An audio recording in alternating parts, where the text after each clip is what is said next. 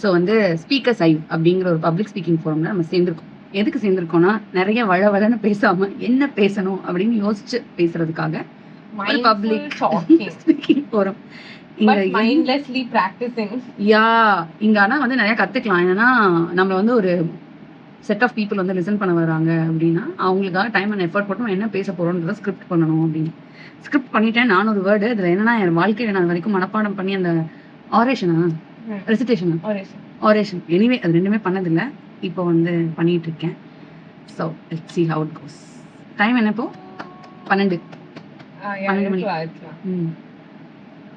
அது நம்ம ஸ்டேஜ்ல ஏறணும் எல்லாம் நான் வந்து என் பேரே எனக்கு மறந்துடும் இல்லையா?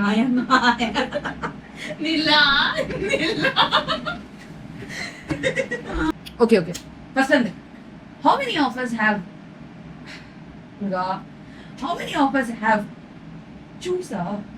copied? How many of us have copied? You know what? By the time you finish copy, you're gonna have a red patch on your forehead because you keep slapping yourself so many times and so loud that I can hear it.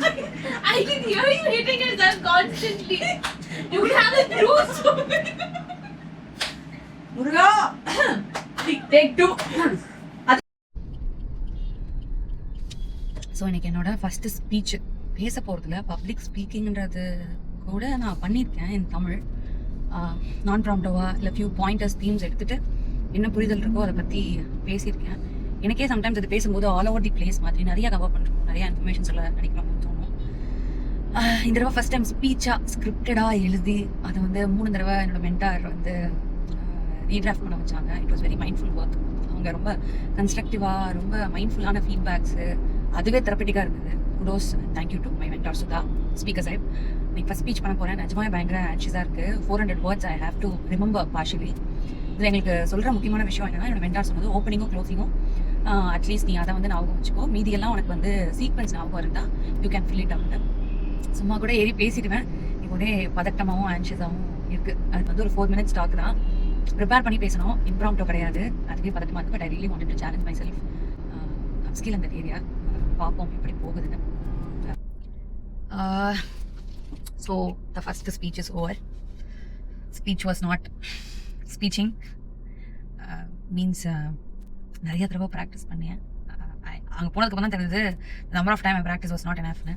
But it gave me an opportunity to make mistake, to be that student again, to do something, to work on my peers, to reflect on certain things and know there are a lot of areas in life to improve. Basically, first speech did not went well. யூஸ்வலாக வந்து areas of improvement இருந்தால் அதை else repeat. நான் stage ஏறி ஆரம்பித்த ஒரு 1.5 நிமிஷம் நல்லா போயிருக்கும்னு நினைக்கிறேன், 2 பேராகிராஃப் வரைக்கும்.